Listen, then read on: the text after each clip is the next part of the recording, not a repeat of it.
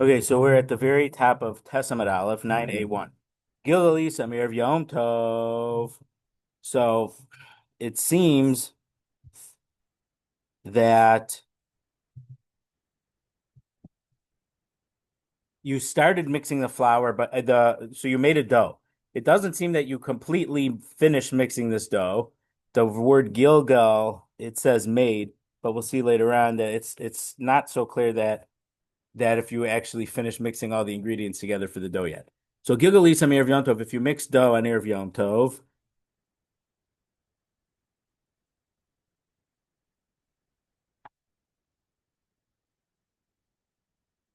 Mafresh Mena Chalasa B'Yom Tov, you could separate the challah from it on Yom Tov. So there's a special halacha that whenever you make a dough, well, I shouldn't say whenever. We have to, because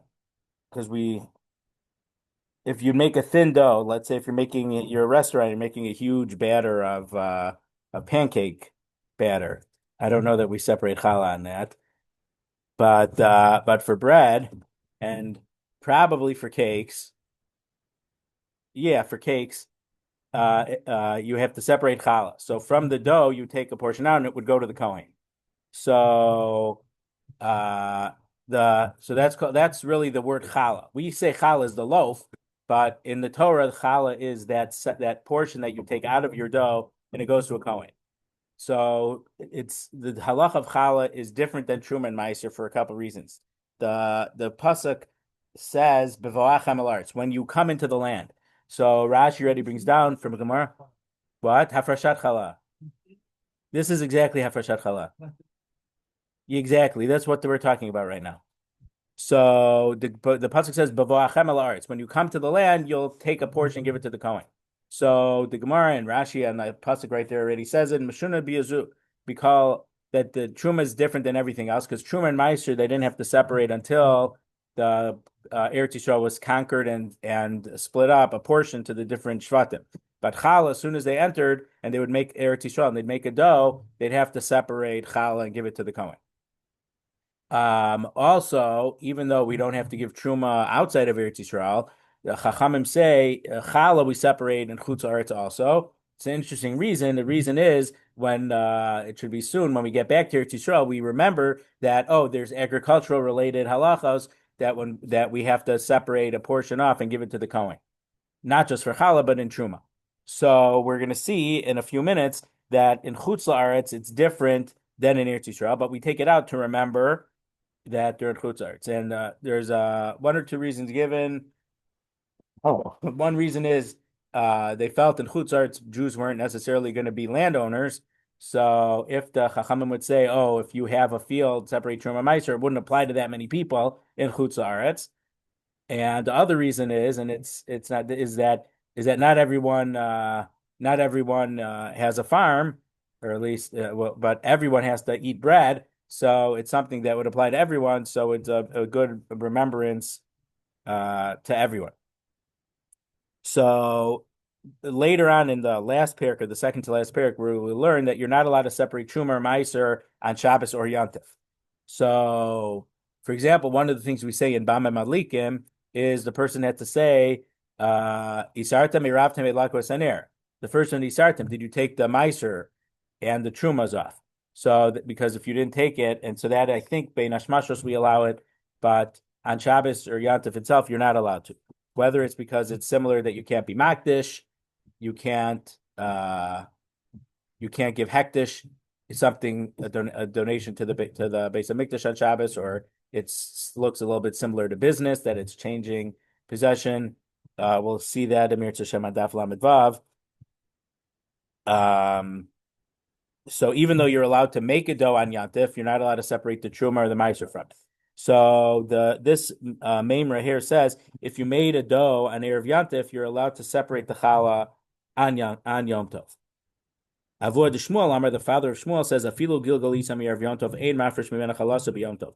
Even if you separated it on Erev Yantif, you're not allowed to take the challah on Yom Tov, because if you wanted to make fresh bread and you're making it on Yantif, well, you can't take it off. If you made it before Yantif, you should have separated it then. It was already obligated on challah then.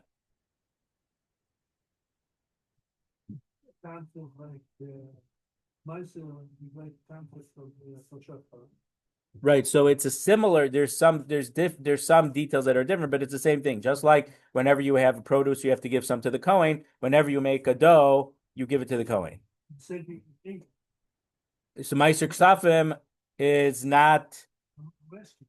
It's no, because that's it doesn't have to go to a Kohen. That goes to Aniyim, but it's actually was related to last week's parsha because Yaakov Avinu said, "Kol asher titen li aser asrenu lach." But we spoke about that a while ago, probably a year and a half ago or more, on Daf Nun, I think, in Ksuvos, because there were tzedakah related halachos in Ksuvos. So it's probably not so related, but it's also probably not a chiyuv diraita. Well, I mean, the word maaser ksafim is from the same maaser, 1/10. No, but 1/10 is like a Chosha. Right, except the challah is less than a 10th, and maaser is a 10th, but truma is a lot less than a 10th. But it's the concept is pick a portion. The concept, yes, it's that concept is the same, yeah. So let's see, holy Tosfos, and let me just look at Tosfos quickly.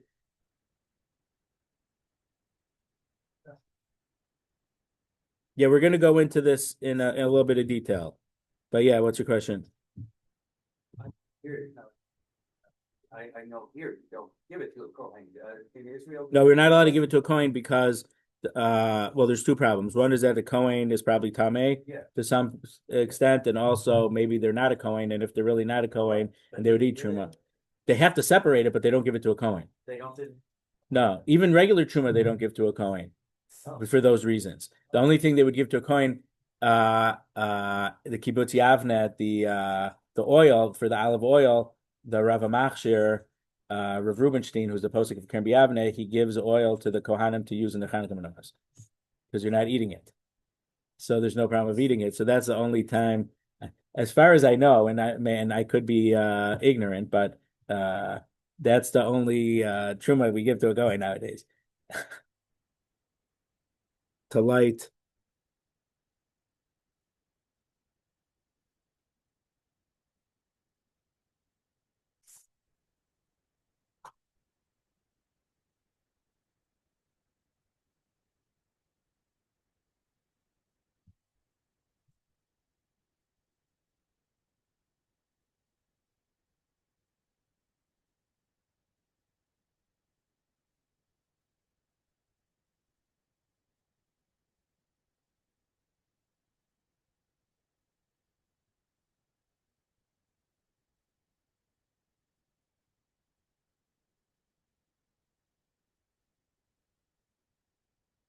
Okay, this is Julia Kid.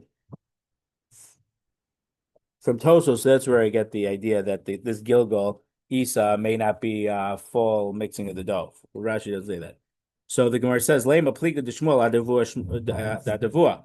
So it seems then, if Shmuel's father said that if you made the dough on Erev Yom Tov, you're not allowed to separate challah on Yom Tov itself, it seems that Shmuel argues on his father, to Amar Shmuel, because Shmuel says challah is chutz la'aretz. Yeah. Challah outside of Israel, you could eat and go and then separate it, meaning you can wait till the end of your eating to separate it. You don't have to separate it when it's a dough. Even, okay, so can you go? You need my help? Yes, come on. That Adam Arishon was taken from everywhere? Yeah. Okay. Well, if I read it correctly, the concept is Adam should bring his blessing to the world. Okay. Then we take up a shot like Bikurim, small piece, bring the blessing to the rest of it. Okay. Make sense? Yeah. So chalas chutz la'aretz ocho. So this is a special din because we don't really need challah in chutz la'aretz. There's a special kula, a leniency that you don't have to separate it before you start eating. You're allowed to start eating it and separate from the thing, even if it's already baked, before the end. That's Allah. So we don't do when the women or men or whoever bakes challah, they separate it at the beginning. But the halacha is it's not necessary in the Chutz. We're going to talk about it. It's even more lenient than this. So the Gemara says, no, Shmuel and his father aren't necessarily arguing. Meaning, because according to Avodah Shmuel, he says, Ein mafrishin mimena chalas b'chutzarts. So according to what Shmuel says, why don't you say that you can separate it after Yantif? So you should be able to separate it. So you should be able. So what's the problem of what Avodah Shmuel is saying? Okay, it's true, but that doesn't mean that you can't put the dough and bake it, make the dough and bake it on Yantif. So the Gemara says it's not a contradiction because I'm a Rava. Milo Modo Shmuel Shim Karla Hashem Shasur Lazarim. Shmuel agrees that if you would say this part is Challah, it's no longer permissible to non-Kohanim, even in Chutz. So even though Shmuel says you don't have to, you don't have to separate the challah when you're baking it, you could separate some. So some of the Achronim point out there's a din of hafrasha. You can't take the whole loaf, make a whole loaf, and say, "Oh, this is all challah." You have to separate from your dough some to the Kohen. You can give 95% to the Kohen if you want. You don't need to, but you can't give the whole thing. So you couldn't eat it and then just say the last thing is for the Kohen, because then you're not separating anything else. You still have to have some type of separating. So that's what some point out. But Rava says that Shmuel agrees, even though you don't have to. But if you did say that part of this is challah, then a non-Kohen is not allowed to eat it because it does get the name of challah. So,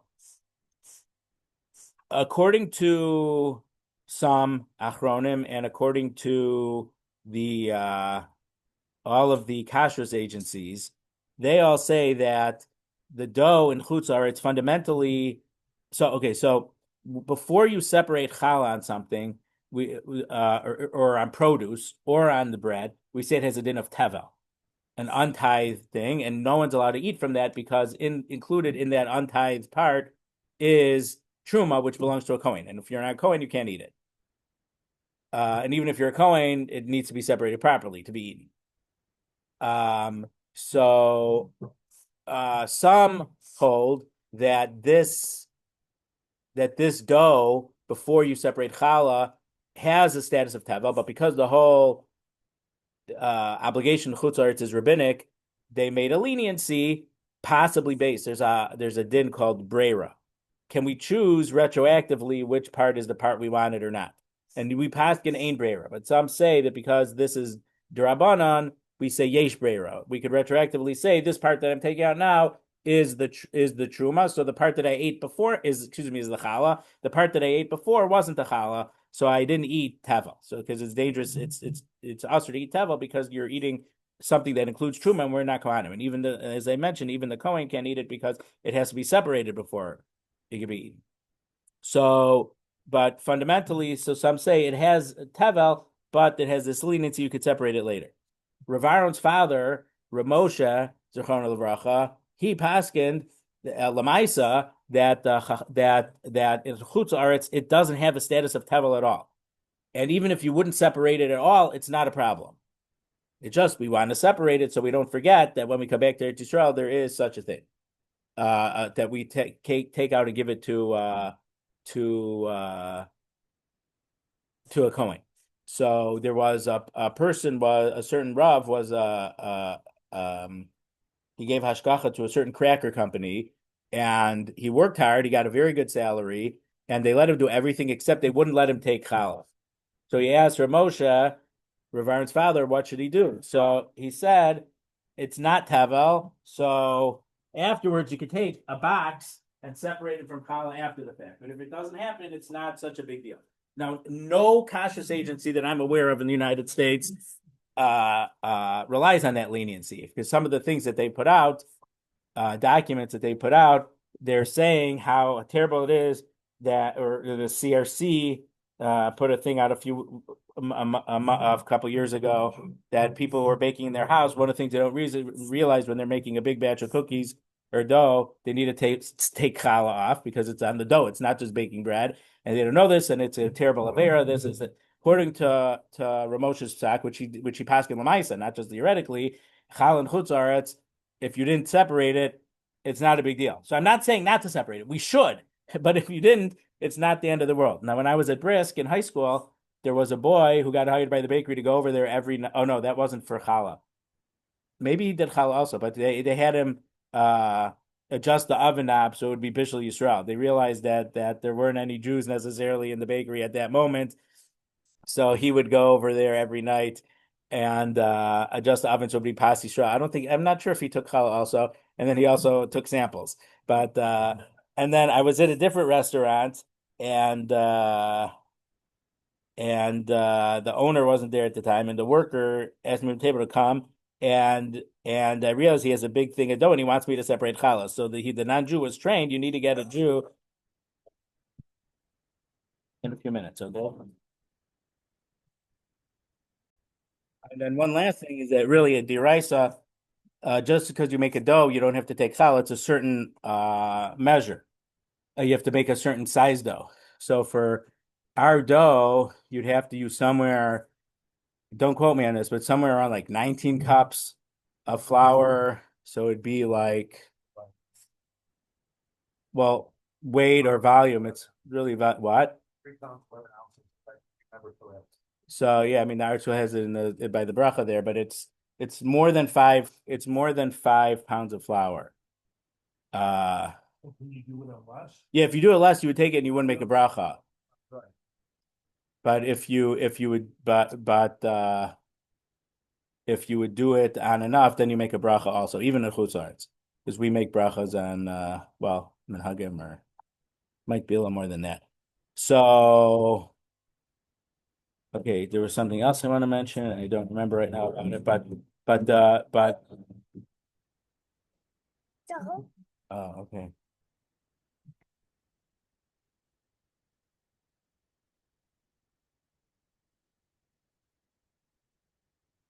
No, no, no, no, no.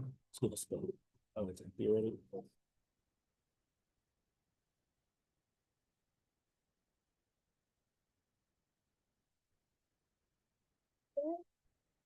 Okay. Mishnah. Beishamay Omer Ein Molichin Es Asul Mishavach L'Shavach. Well, Mateo Mechan L'Chalan V'Yisol Matern. So we said you're allowed to shecht on Yantif. So you have fresh food. So what if you're going to shecht a bird like a dove? And so you have dovecoates. So Beishamay says you're not allowed to move a ladder from one dovecoat to another dovecoat. So Rashi says at this point we this is a dovecoat ladder. It's not just your regular utility ladder, and we know that it's for the dovecoat. And Beis Shammai says you're not allowed to. It's going to say it seems that the problem is people are thinking that you're going to. We'll wait for the Gemara, but people are going to think you're schlepping a ladder because you're going to go and put pitch on your roof. You're going to be doing work on. So it's not that it's inherently asur, but it looks like it's what's it called? It's Maris Ayin. People think you're doing something that you're not allowed to do, even though it's not. But if you can move it from one opening to a different, you could adjust it a little bit from one opening to a different opening in the same dovecoat. Usually, a dovecoat, there's a lot of different, or even we don't have them anymore really, but the old desk with the pigeonholes, it's exactly right there. You have a lot of different places for all these different birds to go into, so you can't move it from one whole thing to a different one, but you can adjust the ladder slightly to go from over here to over there, or from over there to over here to get it different because you want to take the bird out to shaft it for yantif. Uveisol matir and Beisol allows both. You could even move the ladder. So Amr Rav Chanan Bar Ami machlokas b'shus harabim. Rav Chanan Bar Ami says this machlokas is only if it's in a public place where people are seeing you move the ladder. The Beishamri Savri Haroa Omer Lahatiach Gaga Hutzarach. Because Beis Shammai holds a person who sees you is going to say he needs to plaster his roof or put more pitch on his roof. And so it's Maris Ayin. Uveis Hillel Omrim. Rashi points out they had to put pitch because their roofs were not sloped and they were flat, and therefore they had to pitch it and I don't know if that's why the pitch is called pitch, but they would pitch more pitch in one place to make a slope so that rain would roll down.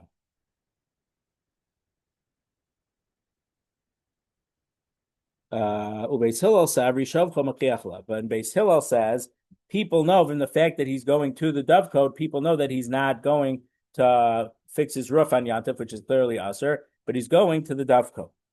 And Beis Shammai, but everyone agrees, even Beis Shammai says if it's in a private area, you're allowed to move your ladder. So the Gemara asks, V'ini, is this so? V'ha'amar Rav Yehuda Amarav. Rav Yehuda said in the name of Rav, wherever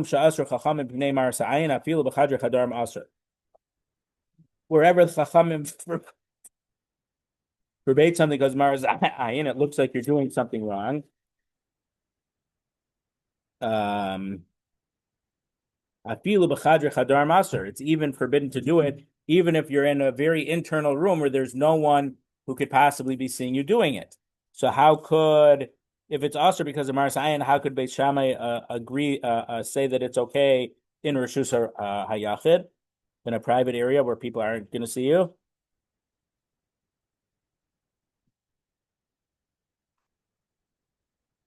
Tanaihi. It's really a machlokas tanaim if that principle is true or not. The Tanya, because we learned in the Beitza. So if someone had to go on Shabbos through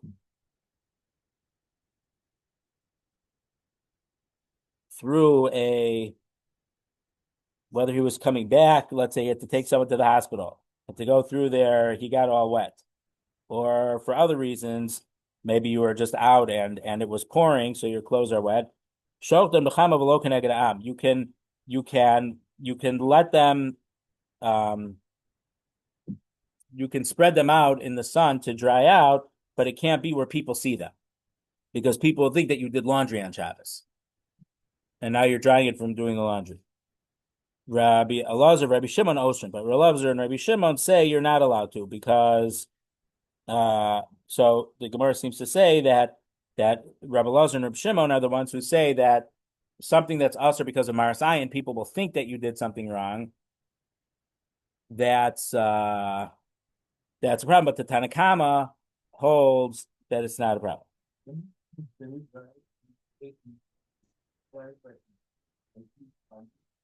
So it would depend on this machlokas. So that would be, so there's a huge machlokas we've shown him how we paskin. Okay, so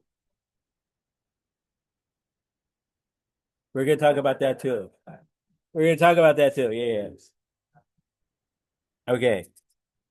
So let's talk about some Maris Ayin. We actually saw this, but we didn't talk. We spoke about this just for a few minutes on Shavuos, but the Gemara actually is a Gemara, I think, on Daf Samach in Ksuvos that we saw that. Gemara in Ksuvos is where you had the gutter on your roof got stuffed up, and you're saying that you could like press down on it because otherwise it was going to flood your house on Shabbos, even though normally you're not allowed to fix binyan or soser, that's not okay.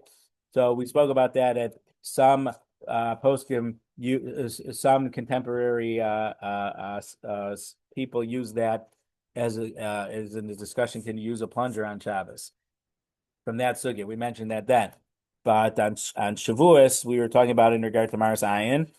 So the Maris Ayin is only a rabbinic thing, but the Sefer Yereim, who counted mitzvos, he lists 5 categories of Maris Ayin, and he says, even though it's not d'oraisa, there's a hint from a pasuk, v'yisem nikim Hashem Yisrael. So v'yisem nikim, you should be innocent. Meaning, if I think this is by is it by Erni Dachas? You have to kill out the city of Arizara, and by doing that, you'll be innocent. By removing the evil, you'll be innocent from Hashem and from Yisrael. So the remez, the hint is that when people see what you're doing, they're not going to judge you unfavorably. They're not going to think you're doing something wrong. Now, it is one of the. It's a big pella. It's something that's really not understood, but why it's taught incorrectly. But as Marty just mentioned a couple minutes ago, don't we have a thing to judge people favorably? So when the Mishnah in Pirkei Avos says that, the Rambam has a very, very important comment that is not taught in school. And the Rambam says, if someone is a kosher person and it looks like he's doing something wrong, you have to judge, oh, there's a reason why he's doing that. Uh, um, so, for example, there's one of these books, an art scroll type book that came out when I was still in high school about this set. A guy was on a flight to Israel, and someone who appeared to be a rabbi was just reading a regular book the whole time. He didn't go out to wash when he ate his meal. He didn't seem to bench, and it really was bothering this other person who was being the yenta, and then he was going to tell people this guy isn't so firm as what you think. But then when he followed, he saw that they took a casket out of the plane. So this rabbi was an onain. So an onain is not allowed to do mitzvahs. He was not supposed to learn Torah. He was not. It's a machlokas about benching, about making the brachos. It's a machlokas between the Rabbi and others. According to the Rabbi, you do make brachos. According to others, you don't, because it might be a separate issue. In the mitzvah portion, you're not, but the negative commandments you have to do, and according to some, we make a bracha, because if you don't make a bracha, it's like stealing from Hashem. So that's a separate. And maybe I'm remembering the story a little bit wrong, but the point is that he misjudged the person.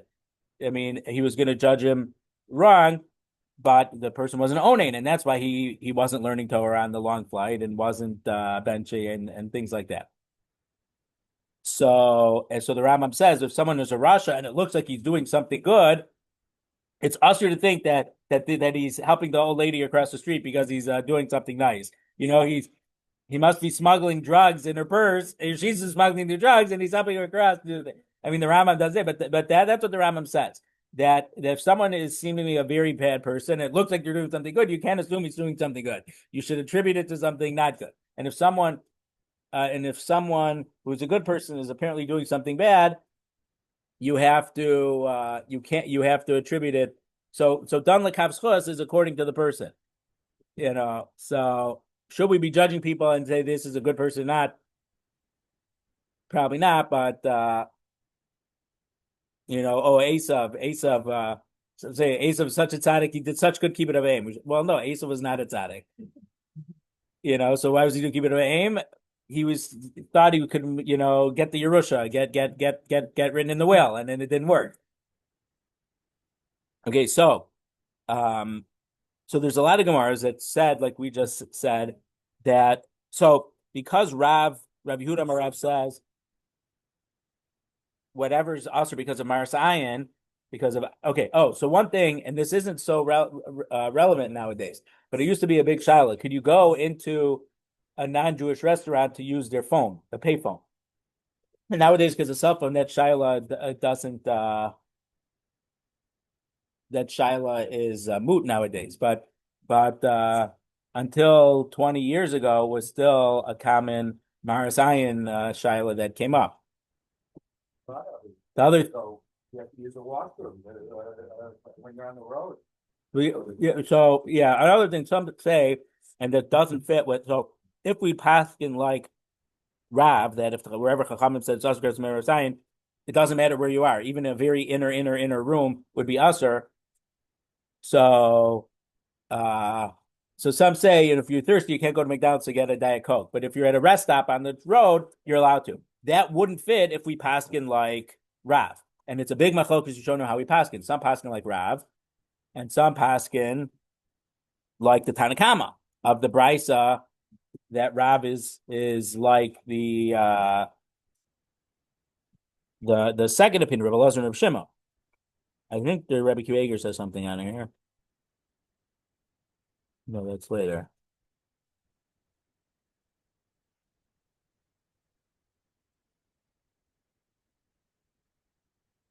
So So it's a huge machlokas here in the Ran.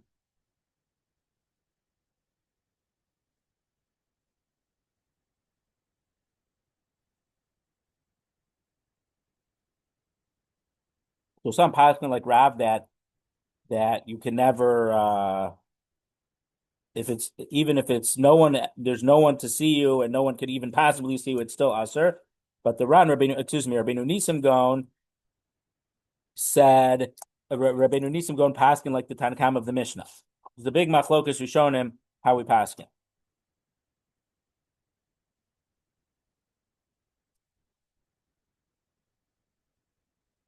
So that's about Maris Ayin. Okay, so now let's continue. So Ika da Amri. So it's what 7 lines from the bottom of Tesamet Aleph. In the English, it's 9A2, the bottom of the left column. Ika da Amri. So some say that the discussion we just had about with Rav about Afilu Chadra Kadarm, it was set over in a different in a slightly different way. Amar Rav Chanan Bar Ami. Rav Chanan Bar Ami said, Machlokas Rishus Hayachid. So, okay, so Rav Chanan Bar Ami said the Machlokas is in Rishus Rabim, but in the Rishus Hayachid, even Beis Shammai would agree that you're allowed to move the ladder. Some say it was different. Rav Chanan Bar Ami says the Machlokas between Beis Shammai and Beis Hillel is in Rishus Hayachid. Even when people aren't going to see you, Beis Shammai says it's asur. And when people aren't going to see you, Beis Hillel says it's okay. The Beis Shammai Isul Rabbi Yehuda Marav, because Beis Shammai agree or holds like Rabbi Yehuda Marav, Beis Hillel Leisul Rabbi Yehuda Marav, and Beis Hillel does not agree with Rabbi Yehuda Marav. Avabar Shusa Rabim Divra call Asur, but if it's in a public area, even Beis Hillel agrees that you're not allowed to move the ladder from one dovecoat to another one because of Maris Ayin. So Lema Rav the Amar Beis Shammai. Does it make sense to say that Rav would paskin like Beis Shammai? Rav was the greatest of his generation. He was a Talmud of Rabbi Yehuda Anasi. He was the first generation of Amoraim, but Rav had some status. Sometimes we say Rav Tanahu Palik. He has the status of a Tana sometimes. Tosos here points out that even though Rav was an Amora, there's no one who would argue on Rav out of great respect. He was the very first generation. The only one close to him was Shmuel, so no one would even think of arguing on Rav. So if we always did something with Rav, which by the way, davening early Shabbos or davening Marav before Shkia, that's a Gemara in Brachos, which we learned many years ago. Was it Chafra? And that's Rav Tzali Shal Shabbos Be'erev Shabbos. That Rav davened the Shabbos Marav, but before Shkia, when it was still Friday afternoon, that was Rav. So. And I think Rav was not in favor of saying Hallel on Rosh Chodesh until he saw that they said partial Hallel. But that's a separate issue. But I'm saying Rav, just a couple of big things that everyone knows about from Rav. You need a tissue, Morty? So since Rav would say things that were Lamaisa, that were the way we would pass him, why would he say something according to Beis Shammai? That doesn't make so much sense.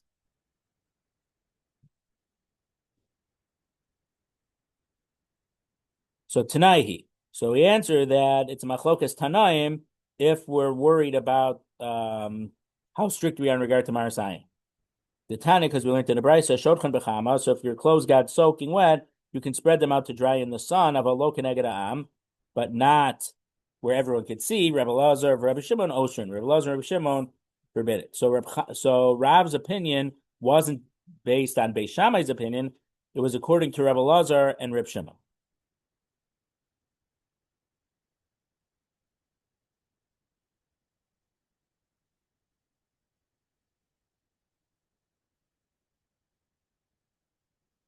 Okay, Tesamid base. Masnisen the lo ki aitana. Our Mishnah about moving the ladder is not like the following Tana. The Tana, because we learned in the Beitza. Rabbi Shimon ben Elazar. Rabbi Shimon ben Elazar says, "Modim beishama veitzil shemalichan esasul mishavach l'shavach." Beis Shammai and Beis Hillel agree that you're allowed to move a ladder from one dovecoat to another dovecoat. Lo nechlaku elo lahachtir. The machlokus is only after you took it from the birds from where you wanted to take them. Can you move the ladder back? Beis Shammai omer ein machzir and Beis Hillel omer ma'af machzir. And Beis Shammai says you can't take the ladder back, and Beis Hillel says you could even move it back after you're done with it. So our Mishnah is clearly not like the way Reb Shimon ben Elazar explains the machlokas Beis Shammai Beis Hillel. Rabbi Yehuda says, when did we say the machlokas, you're allowed to move it, but you're not allowed to bring it back? The machlokas is, can you bring the ladder back to where it originally was afterwards? The sulam shel shovach. That's only if it was the dovecoat ladder. But if it was a regular, your utility ladder that you need to go up to your roof, and so you'd use that ladder, you couldn't use that for a dovecoat, even according to Beis Hillel, because of the Maris Ayin. Rabbi Dosa says, Mateo mechalon lechalon, you can lean the ladder from one opening of the dovecoat to a different one, but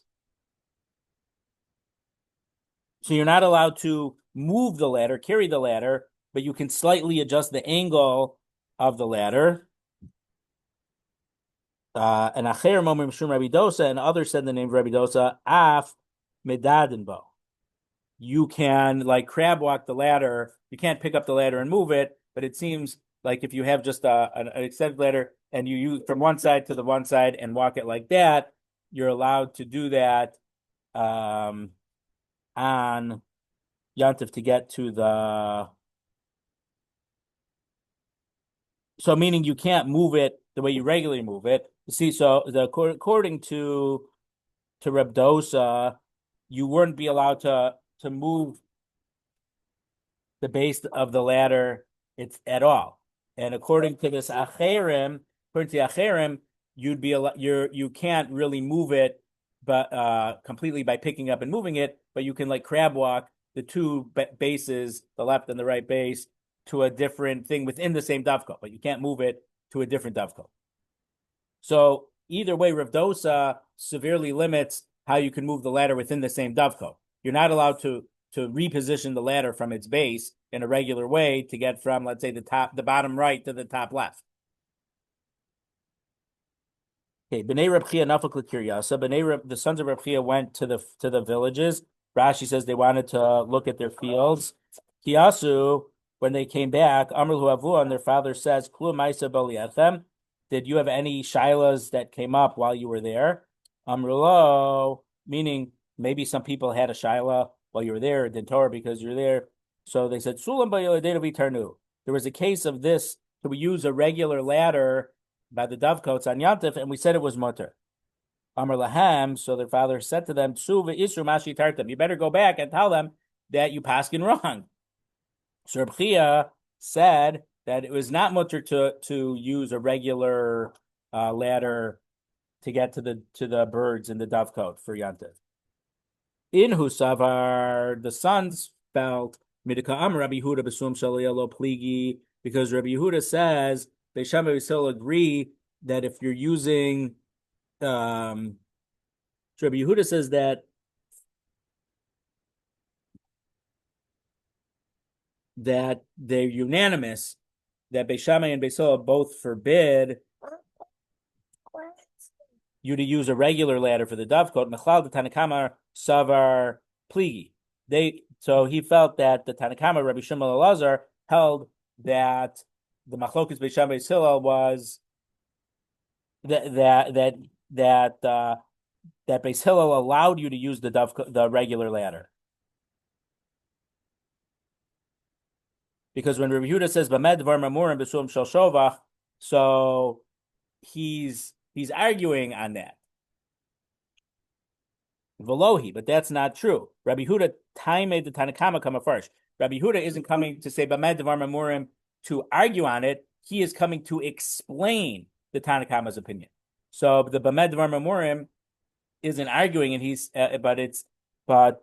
suam shel shovach Sulam Shalaliyah Divra Kol Aser is according to the Tanakama.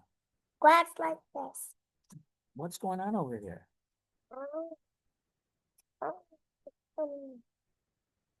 Did I fix it now? Where? It's itching? Show me with your hand, with your finger. Here it is. In here?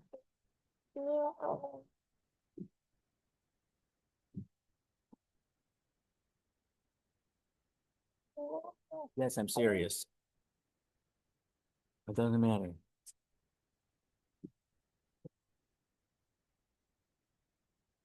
Rabbi Tanu done first. Mimai. How do we know? Since the Brisa said you can move a ladder from one dovecoat to another dovecoat, and if you think that they're arguing, Beis Shammai are arguing about using a regular ladder for the dovecoat, why does the Brisa use the words you can move a ladder from dovecoat to dovecoat? It should say you're moving a ladder to the dovecoat. If it's a dovecoat ladder, it's already there.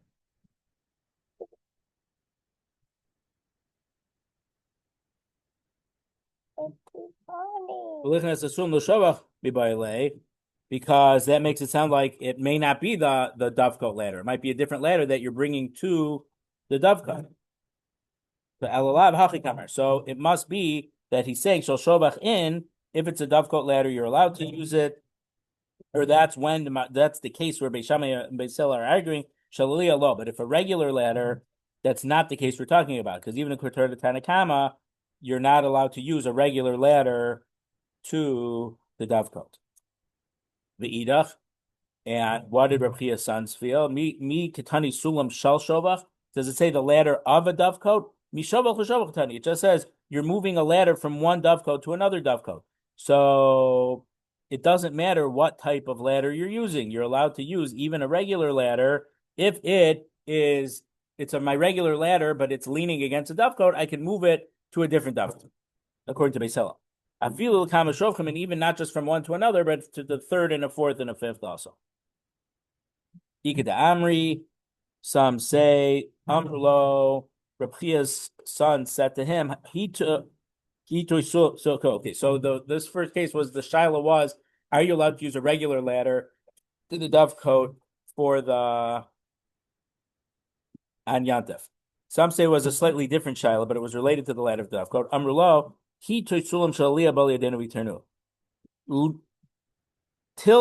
tilting, or just so you're not picking it up, but you're just like you're slightly moving it without moving it really on the ground. It was your regular utility ladder, but having it by the dovecoat, that was the shaila, and we said it was mutter. So Amar Lahem, and the father said, go back and tell them that that which you said was mutter is really forbidden. So in Husavar, my deka aser Tanakama kasher Rabbi Dosa. That which the Tanakama forbade, Rabbi Dosa is permitting. Because Rabbi Dosa says, Mateo mechalon lechalon, you're allowed to tilt it from one dovecoat, from one opening to a different one. Belohi, but that's not the proper way of learning the Brisa.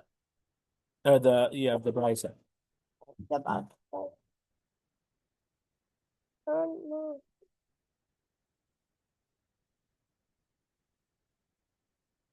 My dekashari Tanakama ka'asar Dosa. So that which the Tanakama was permitting, Rabbi Dosa is coming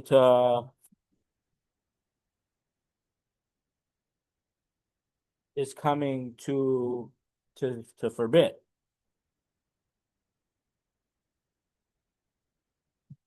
Okay, so then this next thing is a whole long thing. So let's leave it here because this is a long involved thing.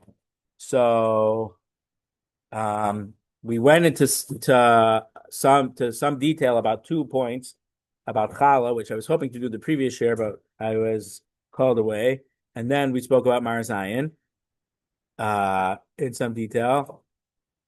And The other thing, we have some machlokes in here about the dovecoat, about a regular ladder.